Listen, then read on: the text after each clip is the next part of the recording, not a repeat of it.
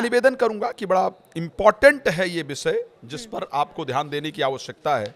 पंचांग के अंतर्गत क्लियरली इस बात का वर्णन किया गया था कि चैत्र मास से ज्येष्ठ मास के मध्य में, यानी 15 मार्च से लेकर के और 11 जून के मध्य में, 15 मार्च से लेकर के 11 जून के मध्य में 5 शनिवार होने से, 5 रविवार होने से और 5 मंगलवार होने से, 5 रविवार, 5 शनिवार, 5 मंगलवार, ये होने पर खप्पर योग बनता है। और खप्पर योग बनने के कारण ये एक अशुभ योग है जिसका फल क्या होगा, विनाशकारी फल बताया गया है। पाक के लिए स्पेशली लिखा गया है, आप अगर यहाँ पर देख पाएंगे तो पाक के लिए स्पेशली इस चीज का वर्णन किया गया है कि पाक के लिए विशेष अशुभकारी योग है। और अगर मैं थोड़ा आगे जाऊं और मैं पाकिस्तान के डिटेल को लेकर के थोड़ा बात करूं, ये देखिएगा मैंने यहां पर थोड़ा हाईलाइट करने का प्रयास किया है, जहां पर यह स्पष्ट कहा गया कि क्या होगा, पाकिस्तान क्या करेगा। पाकिस्तान ये करने का प्रयास करेगा काश्मीर आदि सीमावर्ती क्षेत्रों में। ध्यान दीजिए आप लोग, इसलिए मैं कह रहा हूं कि ज्योतिष बहुत इंपॉर्टेंट है। इसके माध्यम से बहुत सारी चीजें जानी जा सकती हैं, क्या होने वाला है उसको जाना जा सकता है, लेकिन इसको इंपॉर्टेंट शायद स्थान जो चाहिए वो प्राप्त नहीं हो पाता। देखिए स्पष्ट लिखा है, काश्मीर आदि सीमावर्ती क्षेत्रों में आतंकवादी संगठनों को, प्रत्यक्ष, ये पाकिस्तान के लिए लिखा गया है, आतंकवादी संगठनों को अप्रत्यक्ष रूप में घातक हथियारों की सप्लाई की जाएगी, घातक घटनाएं देने का प्रयास किया जाएगा, जिस कारण भारत को क्या करना पड़ेगा, सोचिए, जिस कारण से भारत को लघु फौजी हवाई, यानी छोटे रूप में हवाई घटनाओं के द्वारा लघु फौजी हवाई कार्रवाई करने के उपरांत, मतलब ये कार्रवाई उनको करना पड़ेगा। कुछ कंट्री ऐसी होंगी जो इस कार्रवाई का विरोध भी करेंगी, इस प्रकार की परिस्थिति है। तो ये कश्मीर में होगा और उसके बाद भारत क्या करेगा, इस प्रकार की चर्चा ऑलरेडी ज्योतिष के अंतर्गत की गई थी। आपने ग्रह नक्षत्र की बात की, इसलिए मैं इस बात को कह रहा हूं। ये सर्जिकल स्ट्राइक हो सकती है क्या, नक्षत्र कह रहे हैं? निश्चित रूप से होगी, हो नहीं सकती है। हाँ। और पाकिस्तान का क्या हाल होगा, पाकिस्तान की जो प्रभाव राशि है एस्ट्रोलॉजिकली वो कन्या राशि है, और इस टाइम पर क्योंकि केतु वहां पर गोचर कर रहे हैं, केतु एक हेडलेस प्लैनेट कहे जाते हैं, केतु के कन्या राशि में गोचर करने के कारण 7th हाउस में ऑलरेडी करीब 4 से 5 ग्रह इस टाइम गोचर कर रहे हैं, जिसमें शुक्र हैं, शनि हैं, राहु हैं और बुध हैं।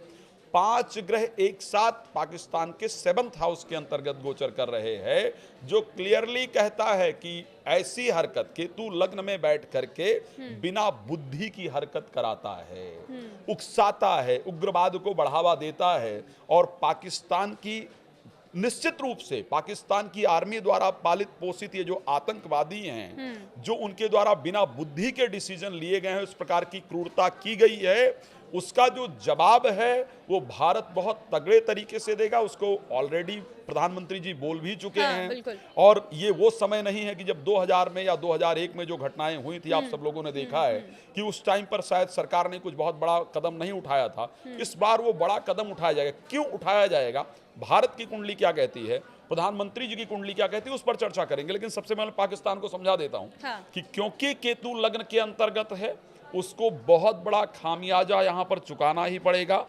पार्टनर का हाउस 7th हाउस, जहां पर बुध नीचस्थ होकर के अभी बैठे हैं, जहां पर ऑलरेडी शनि और राहु गोचर कर रहे हैं, उसके जो खुद के पार्टनर्स हैं, जो उसके खुद के सपोर्टर कंट्रीज हैं, वो भी उसकी मदद नहीं करेंगी। मैं स्पेशली इस बात को एस्ट्रोलॉजिकली कहना चाहता हूं, मतलब आप चीन को भी यहाँ पर यस, मैं ये क्लियर कहना चाहता हूं, क्योंकि 7th हाउस के अंतर्गत जो प्लैनेट की कंडीशन है वो अच्छी नहीं है, तो जो उसकी सपोर्टिव या उसकी जो फ्रेंड कंट्रीज हैं वो भी पाकिस्तान को सपोर्ट करने नहीं जा रही हैं। और पाकिस्तान ने इस प्रकार के आतंकवादियों को समर्थन करके केतु के लग्न में होने के कारण अपने खुद की कब्र को खोदा है, इसमें कोई दो राय नहीं है, और उसका बड़ा खामियाजा उसको भुगतना ये युद्ध के भी संकेत हैं क्या, युद्ध होगा? देखिए, अगर मैं परिस्थिति की बात करूं तो निश्चित रूप से युद्ध होने का योग है और होगा। इसमें कई सारी कंट्री सम्मिलित हों, इस प्रकार की कंडीशन भी दिख रही है। बहुत सारे कंट्रियों के द्वारा, आप अभी थोड़े दिन की बात, मैं बहुत लंबी बात नहीं कर रहा हूं, सिर्फ 5 से 7 दिन आप चेक कर लीजिएगा, जब पाकिस्तान अलग अलग कंट्रियों से रिक्वेस्ट करता दिखेगा कि वो भारत से बात करे और शांति बहाली की जो प्रक्रिया है उस पर काम करने का प्रयास करे। लेकिन क्योंकि इस टाइम पर नरेंद्र मोदी जी की जो कुंडली है उसमें मंगल की महादशा चल रही है और शनि की अंतर्दशा चल रही है। मंगल की महादशा चल रही है, शनि की अंतर्दशा चल रही है। मंगल मोदी जी की कुंडली के अंतर्गत तृतीय और चतुर्थ भाव के कारक है। एक प्रकार, क्षमा चाहूंगा, शनि तृतीय और चतुर्थ भाव के कारक हैं।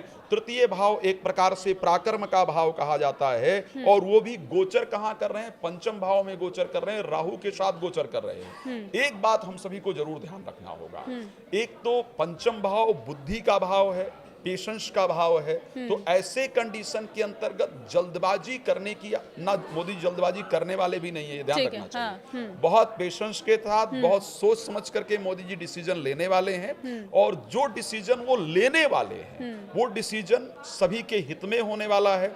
उस डिसीजन पर कोई कंट्री नहीं होगी जो विरोध में आसानी से खड़ी हो पाए। बिल्कुल, ये आसानी से डिसीजन लेने वाला समय भी नहीं Yes. है, और हमारे प्रधानमंत्री इस चीज को बहुत बखूबी जानते हैं। राइट, लेकिन मैं एक बात कहना चाहूंगा, डिसीजन जरूर लेंगे। उसका रीजन ये है कि मोदी जी की कुंडली में पंच महापुरुष योग में से एक रोचक नामक महत्वपूर्ण योग है। मंगल इस टाइम पर उनकी दशा के अंतर्गत चल रहे हैं, और मोदी जी की कुंडली के मंगल सबसे बेहतरीन प्लैनेट हैं, इसको ध्यान रखिएगा। ये जरूर है कि मंगल इस टाइम नीचस्थ हैं, इसलिए मोदी जी थोड़ा वक्त लेने वाले हैं कि भाई थोड़ा समय लेकर के पूरे सूझबूझ के साथ ही इस परिस्थिति पर काम किया जाए। लेकिन जो डिसीजन होगा वो निश्चित रूप से होगा, और पाकिस्तान के लिए वो बहुत भयावह होगा, इसमें कोई दो राय नहीं। आतंकवादियों का वाक्य समूल नष्ट करने की जो प्रक्रिया है, जो जड़ को नष्ट करने की प्रक्रिया है, वो यहां से प्रारंभ होगा। मैं अगर एक क्लियर पिक्चर देने का प्रयास करूं, या तो पाकिस्तान इसको स्वीकार करेगा कि यस ये हमारे द्वारा गलती हुई है और दोबारा नहीं होगी, हम इस पर कहेंगे। ये स्वीकार करना बहुत आसान नहीं, ये स्वीकार कर लेगा तो पूरे विश्व में उसकी थूथू हो जाएगी। लेकिन ये होगा, या तो वो इसको स्वीकार करके दोबारा ना करने की वो देगा, और या तो फिर एक बड़ी कार्रवाई भारत की तरफ से की जाएगी। बिकॉज अगर मैं भारत की कुंडली पर आता हूं, मैंने इसलिए बार बार कहा कि पेशेंस रखने की आवश्यकता है ना।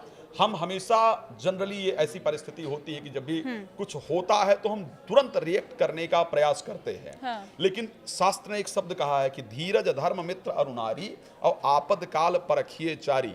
जो आपके धैर्य की पहचान होती है वो हमेशा आपत्ति के समय में होती है। जिस प्रकार की घटना हुई है, पूरा देश इस टाइम बहुत आक्रोश के अंदर है, लेकिन उस समय पर क्योंकि इस टाइम भारत की चंद्रमा की महादशा चल रही है, सूर्य की अंतर्दशा चल रही है, चंद्रमा तृतीय भाव के स्वामी हैं, सूर्य कुंडली के तृतीय भाव में बैठे हैं ऐसी, और सूर्य इस टाइम उच्चस्थ है। सबसे बड़ी बात यह है कि जो अंतर्दशा चल रही है वो उच्चस्थ है। तो यहाँ पर जो डिसीजन लेंगे वो बड़े पेशेंस के साथ, बड़ी शांति के साथ लिया जाएगा। लेकिन उस डिसीजन का जो परिणाम होने वाला है वो भारत को और ताकतवर बनाने वाला है।